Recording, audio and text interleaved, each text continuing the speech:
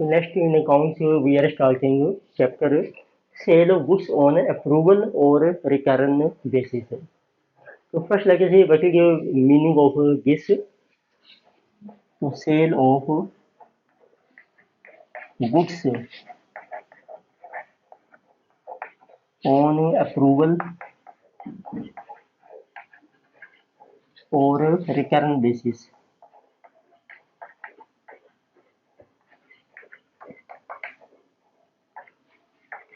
So sometimes what happens is seller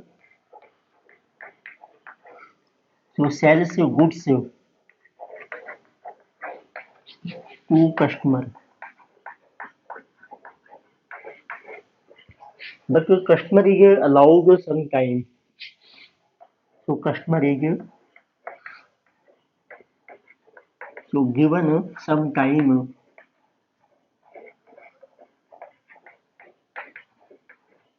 to accept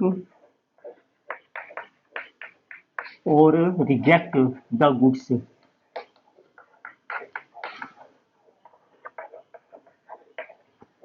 Suppose this time is of 10 days,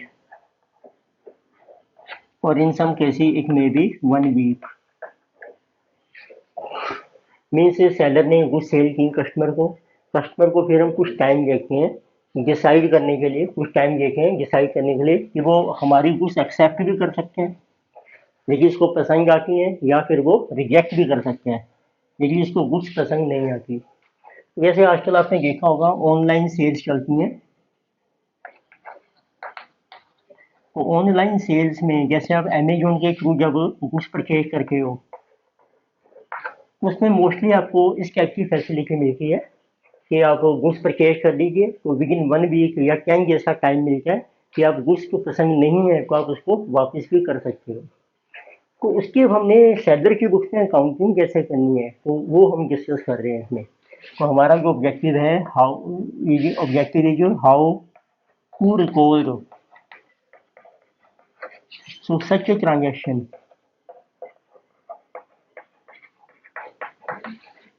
in books of seller.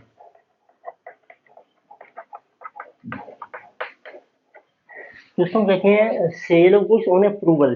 Approval का मतलब है यदि customer को पसंद आ गई फिर तो सेल मानी जाएगी, पसंद नहीं आई तो वो आपकी गुड्स वापस कर सकता है, मतलब वो रिटर्न कर देगा। इसीलिए इसका नाम है sale of goods on approval और रिटर्न बेसिस। तो मेन ऑब्जेक्टिव यही है कि आपने इसको किस तरीके से रिकॉर्ड करना है ट्रांजेक्शन को इन बुक्स ऑफ सेलर। तो this is our objective of this topic. तो इसके लिए हमारे पास 3 मेथड्स हैं। तो there are 3 methods.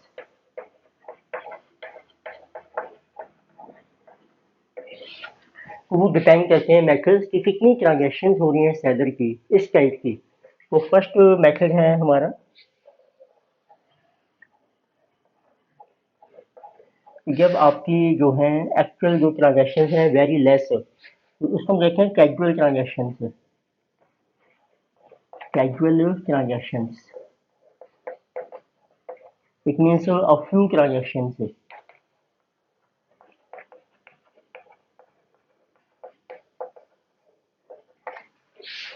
Second case है कि कुछ नॉर्मल ट्रांजेक्शन हो रही है मीडियम, उसको हम कहते हैं फ्रीक्वेंट ट्रांजेक्शन।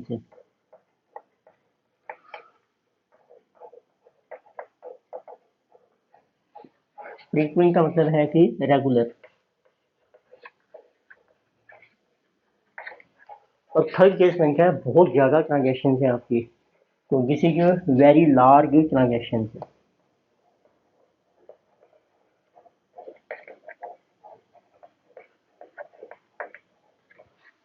इट मीन्स अब तीनों मेथड में देखेंगे कि इस टाइप की ट्रांजेक्शन को आपने सेलर की बुक्स में कैसे रिकॉर्ड करना है।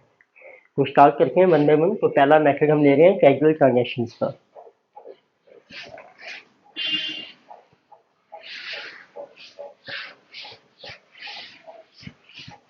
तो आप बीच में पॉज करके नोट डाउन कर सकते हैं।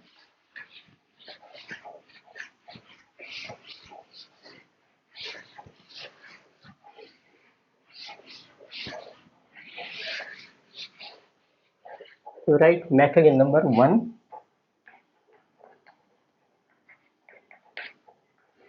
When we have casual transactions, so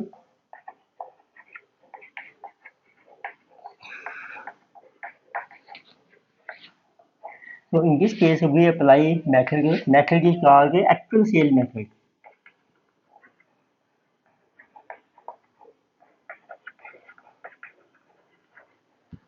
तो एक्चुअल सेल्स मेथड का आपको मीनिंग देखते हैं क्या होता है। तो उसमें देखो ट्रांजेक्शन कैसी होगी। तो फर्स्ट ट्रांजेक्शन है नंबर 1।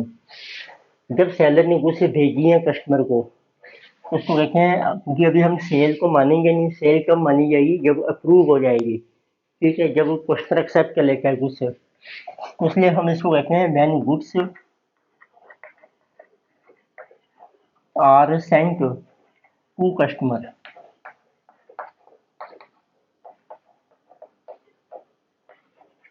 ठीक है, आपने गुड्स भेजी कस्टमर को, पर ये हम एक्चुअल सेल एज्यूम कर लेते हैं, इसीलिए इस मेथड का नाम है एक्चुअल सेल। उसकी जनरल एंट्री क्या होगी? Debtor account debited. Debtor means जो कस्टमर का नाम है तो उसका नाम लिख दीजिए,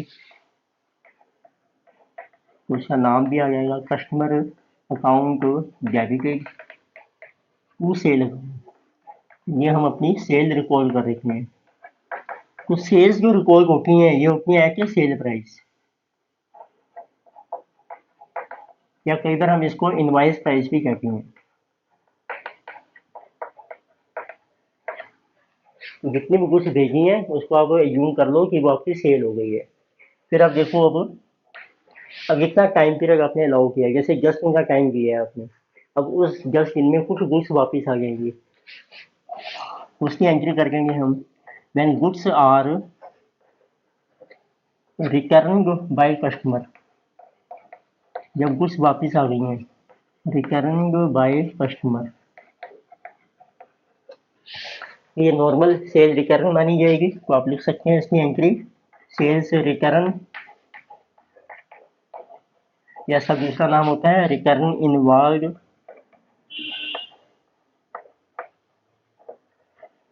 सो account debited to debtor account, तो कस्टमर को आप कर दो क्रेडिट। तो ये जो ट्रांजेक्शन हैं ये भी हम सेल प्राइस के ऊपर ही रिकॉर्ड करते हैं, क्योंकि जब आपने कुछ भेजी थी वो भी सेल प्राइस से बेची थी, जब वापस आ रहे हैं तो उसी प्राइस पर हम उसको रिटर्न कर देते हैं। अब कुछ गुड्स हैं जो कस्टमर ने एक्सेप्ट कर ली, गुड्स एक्सेप्टेड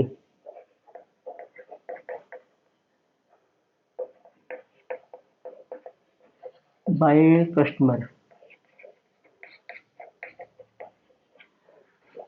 पर इसमें 3 केस हो सकते हैं। जब कस्टमर एक्सेप्ट कर रहे हैं ना, हो सकता है कि हमने उसको उसी सेल प्राइस पे जिस पे भेजी थी तो वही प्राइस उसने एक्सेप्ट कर लिया है, तो उसको हम कहते हैं एट सेम प्राइस।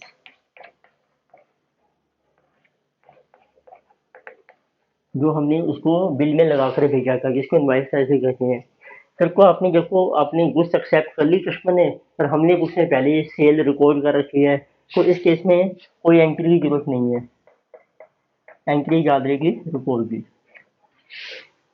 तो आपको एंट्री कब करनी पड़ेगी? देखिए आपका जो प्राइस है वो डिफरेंट है, हो सकता है वो ज़्यादा प्राइस पर हम कहते हैं कि एक्सेप्ट करेंगे हम, या कस्टमर कहता है कि मैं लो प्राइस पर एक्सेप्ट करूँगा, तो उस केस में जो हो क्या एंट्री बनेगी। तो मेथड 1 चल रहे हैं अपने।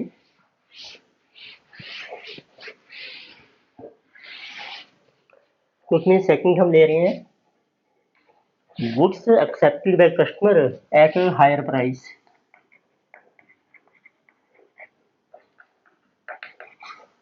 तो हमने कहा कि जो पहले प्राइस भेजा था वो सिर्फ आपको वैसे ही बताया था हमने, पर एक्चुअल सेल प्राइस ये है। तो जितना डिफरेंस है ना आपका, तो उतनी की सेल आप और कर दो, एंट्री बन जाएगी debtors account debited to sale account.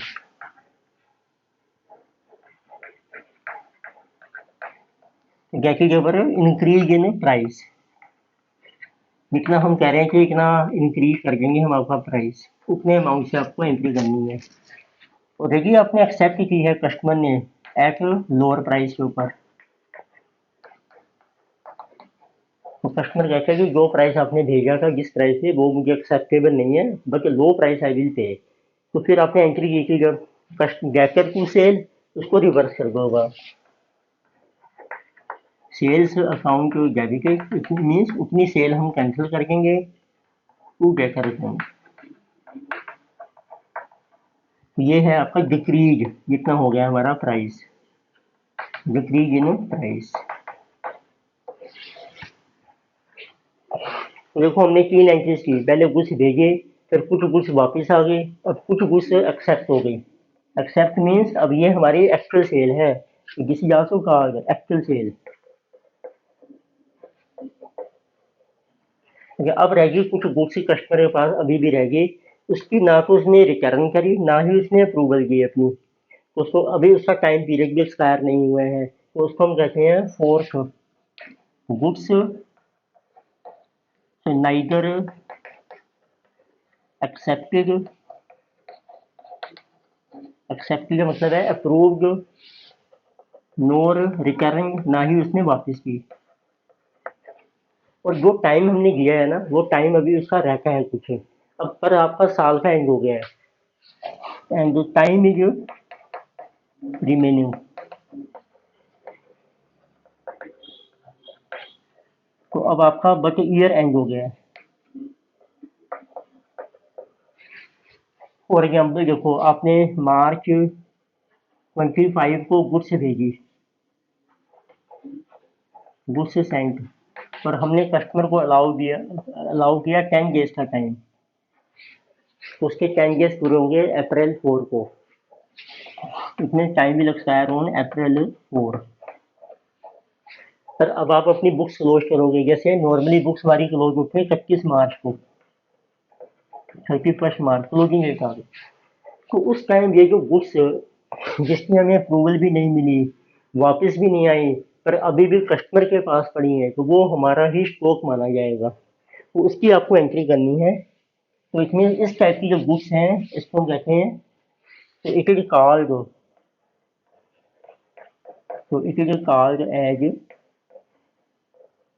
Stock, ये हमारा ही स्टॉक माना जाएगा, बट उसको हम नाम दे देते हैं बिग कस्टमर। और ये स्टॉक हमारा कस्टमर के पास पड़ा है ऑन सेल और रिटर्न बेसिस पर।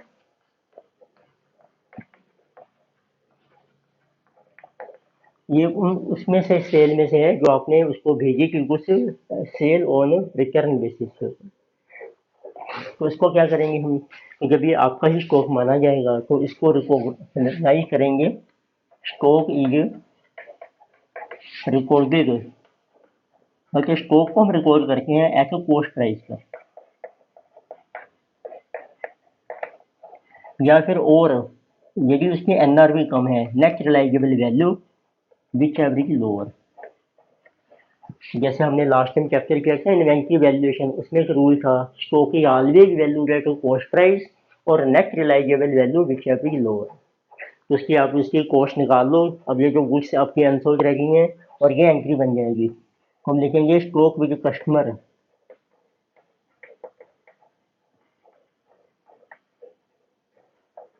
ऑन सेल और रिटर्न,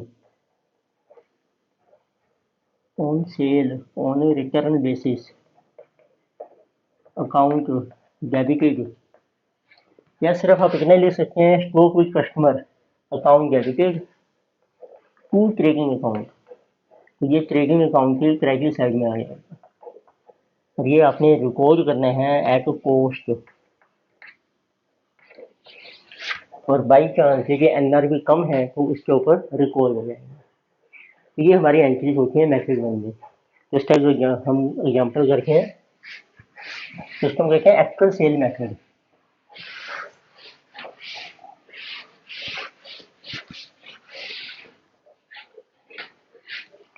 अब देखिए अपने स्टडी पेपर में जो मटेरियल है उसका हम एग्जाम्पल कर रहे हैं, इलस्ट्रेशन नंबर 1। तो जो स्टडी मटेरियल है उसका लिंक मैंने आपको दिया है, आपके डिस्क्रिप्शन में है वीडियो के नीचे, वहाँ से भी आप क्लिक कर सकते हैं यदि आपका पास नहीं है। तो लेट अस सी इलस्ट्रेशन नंबर 1। इसमें देखो आपको डिफरेंट जो डेट्स मेंशन की हैं, ट्रांजैक्शन आपको दे रखी है और उसका अमाउंट भी आपको दे रखा है इन रुपीज में। तो this is CE sends goods to his customers on sale और recurrent basis. Flowing transaction to place during September. So first date है आपकी सितंबर 15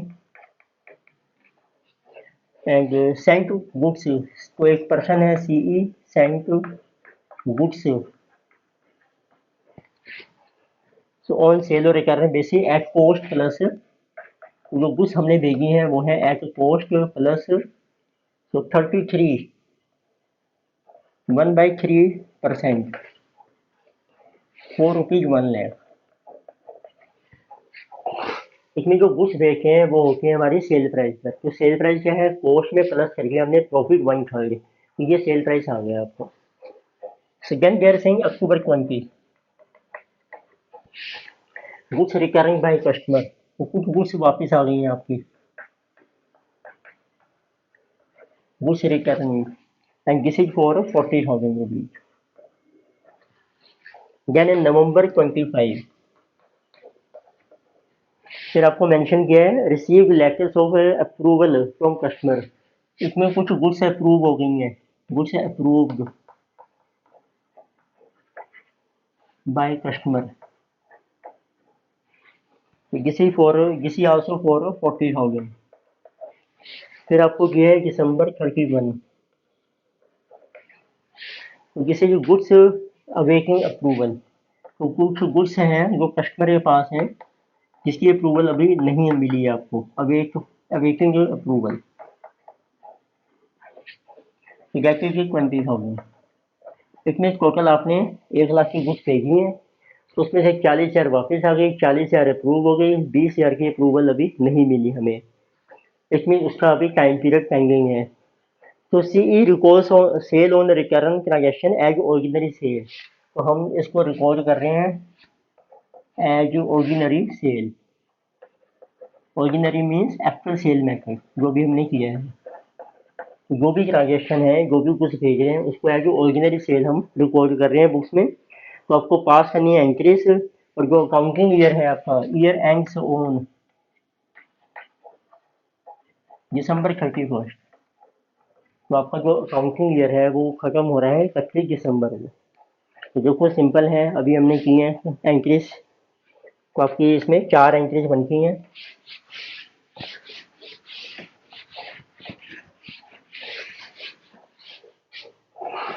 तो this you can write answer is our.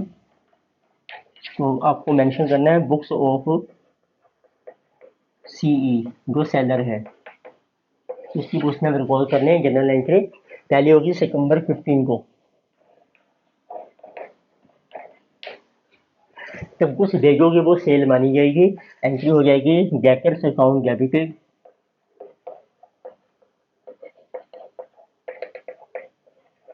To sales account. तो total sale है आपकी 1 lakh.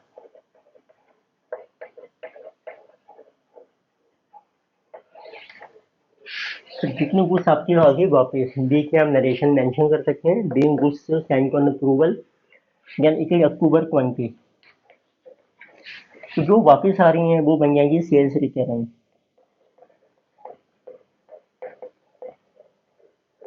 To debtor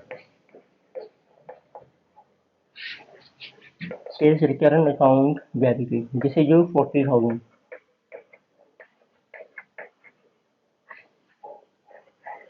यानी कि approval November 25।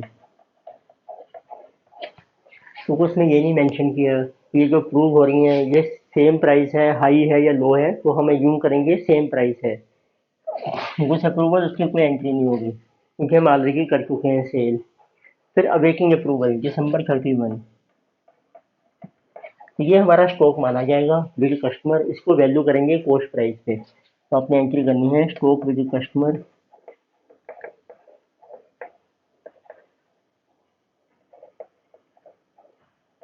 To trading account. तो इसकी कॉस्ट निकाल लीजिए आप। तो कोई की कॉस्ट 100 है तो उससे प्रॉफिट ऐड कर दो 33.33%। इसमें सेल बन गई आपकी 133.33, cost is 100। If sale is 133, cost is 100, if sale price is 20,000 तो उसकी आपकी कॉस्ट आ जाएगी। तो this is coming to be 20,000 divided by 133.33, 15,000।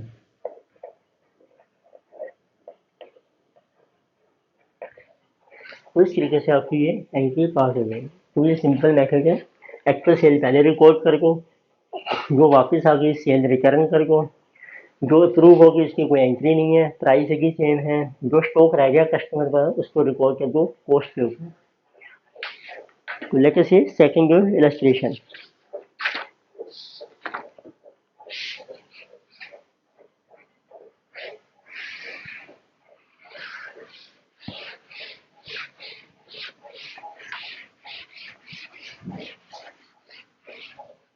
तो आप बीच में आप पोस्ट कर सकते हैं, पोस्ट करके आप राइट डाउन कर सकते हैं।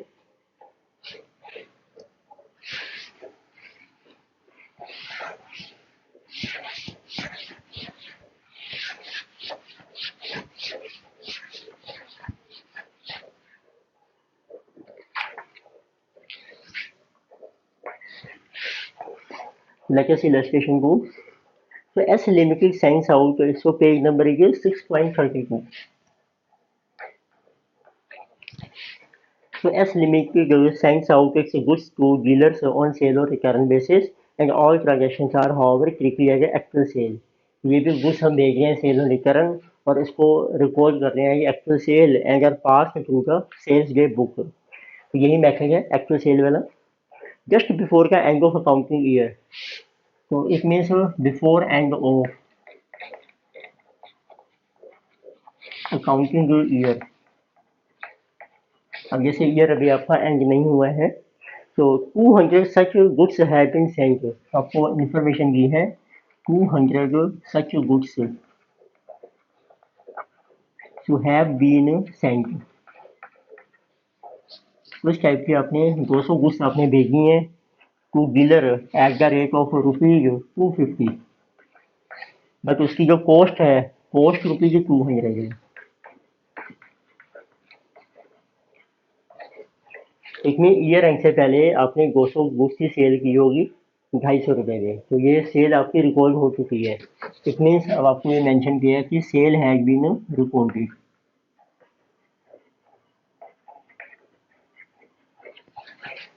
और देखिए वो क्या पूछ रहे हैं। तो 200 such goods have been sent to dealer and on sale और recurring and debited to his account of these goods on 31 March 50 पर रिकरिंग। अब इसमें से तो 31 मार्च को वो कह रहे हैं एज ऑन 31 मार्च जब आपका ईयर एंड हो रहा है 50 आपकी वापस आ गई है, 50 रिकरिंग। 70 वर सोल्ड, तो इसी डेट को 70 आपकी सेल हो गई है। Thank you. वाइल फॉर का अगर गुड्स डेट को रिकरिंग है नोट एक्सपायर्ड, फॉर को अगर गुड्स रह गई हैं बैलेंस, तो जो बैलेंस गुड्स हैं उनकी डेट अभी एक्सपायर नहीं हुई है। Date of recurring so has not expired. लेकिन ये अभी भी अप्रूवल के बेस पर है, तो आपको एंट्रीज रिकॉर्ड करनी है, एडजस्टमेंट एंट्री। तो बस आपको देखो एक एंट्री नहीं करनी है, सेल तो ऑलरेडी रिकॉर्ड हो चुकी है। अब हम 31 मार्च को एंट्रीज कर देते हैं, मार्च 31 जो गुड्स आपकी वापस आ रही हैं, गुड्स रिटर्न, तो ये मानी जाएगी sale return to debtor account. इसको रिकॉर्ड करेंगे हम सेल प्राइस पर। 50 आइटम्स आपकी वापस आ रही हैं, उसकी सेल प्राइस है 250, तो इट मीन्स 12,500। फिर जो गुड्स आपकी सेल हो गई हैं, गुड्स सोल्ड,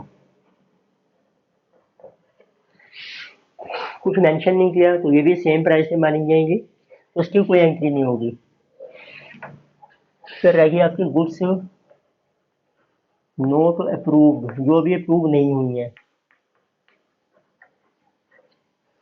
मीन जिसकी रिटर्न का टाइम अभी एक्सपायर नहीं हुआ है, ना ही वो अप्रूव हुई है, ये स्टॉक माना जाएगा। उसकी एंट्री बन जाएगी stock with customer.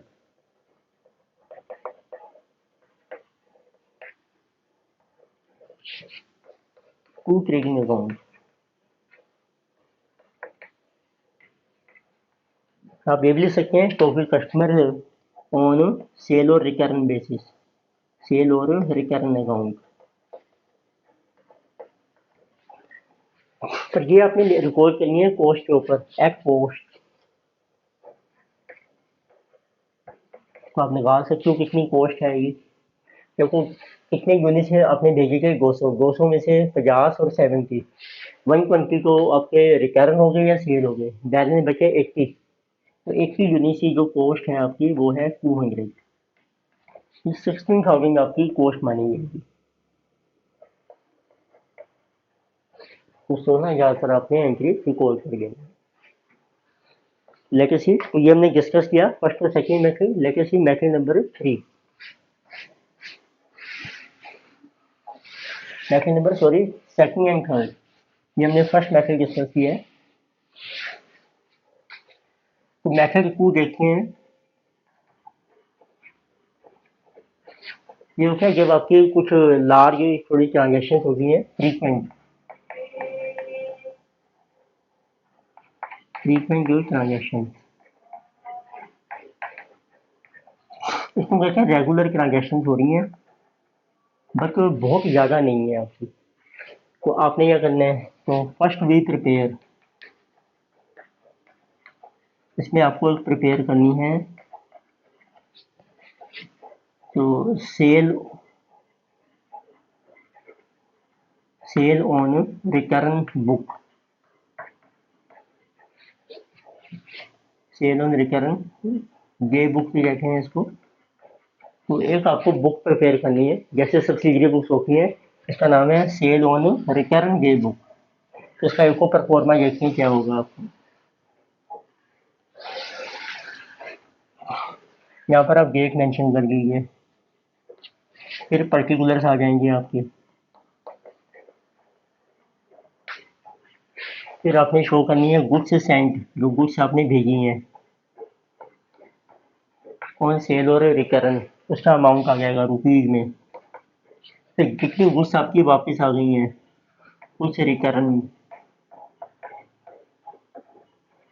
Amount rupees में।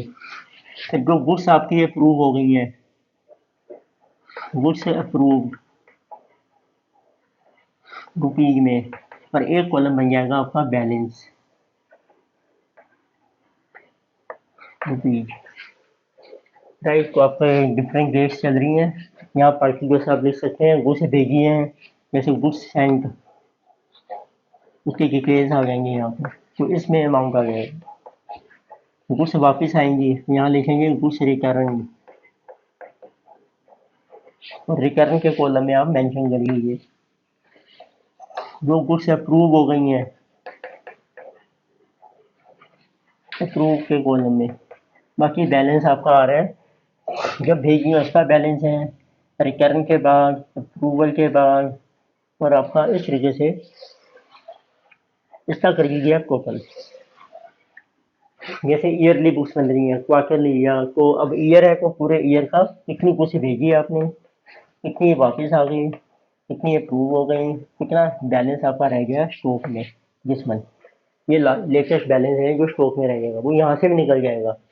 ये भेजी है, इसमें से माइनस कर दो रिटर्न, माइनस कर दो अप्रूव, ये भी हमारा बैलेंस आ जाएगा, ये इसके बराबर होगा।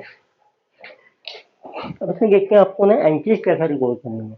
इसमें सिर्फ 2 ही एंट्री हम रिकॉर्ड करेंगे, डिटेल्स हमारे पास आ गए हैं। तो आपको एंट्री करनी है पहले सिर्फ जो एक्चुअल सेल्स हुई, जो कुछ अप्रूव हो गई हैं, only actual sales are recorded. तो फर्स्ट एंट्री होगी आपकी actual sales are recorded. Actual होती हैं जो अप्रूव हो गई हैं। तो नॉर्मल एंट्री कर दो, जैकर टू सेल, डेकर account debited to sale account.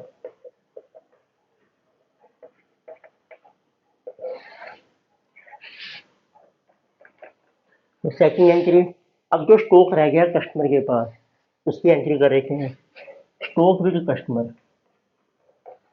देखो जब गुड्स भेजी उसकी एंट्री नहीं की, जो वापस आ गई उसकी भी नहीं करनी है, जो उसने एक्सेप्ट कर ली अप्रूव हो गई सेल मानी जाएगी उसकी एंट्री कर दोगे। और जो स्टॉक कस्टमर के पास खड़ा है उसकी एंट्री कर देंगे stock with customer.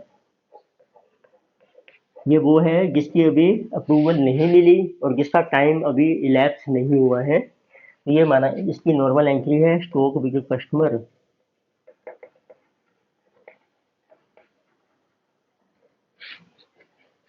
On sale और रिटर्न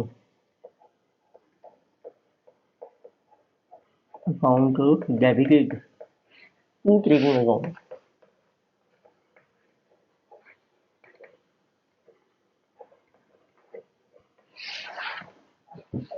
ये आएगा एक एट पोस्ट के ऊपर, स्टॉक आपने हमेशा ही पोस्ट पर रिकॉर्ड करना। सेल आएगी आपकी सेल प्राइस के ऊपर, एट सेल प्राइस। ये सिंपल था, फर्स्ट की करेंगे, ये भी सिर्फ दो एंट्री है। तो आपको क्वेश्चन हमने किए हैं गो डिस्कस, तो नेक्स्ट लेक्चर में डिस्कस करके हैं मेथड 3 और फॉरगेट क्वेश्चन।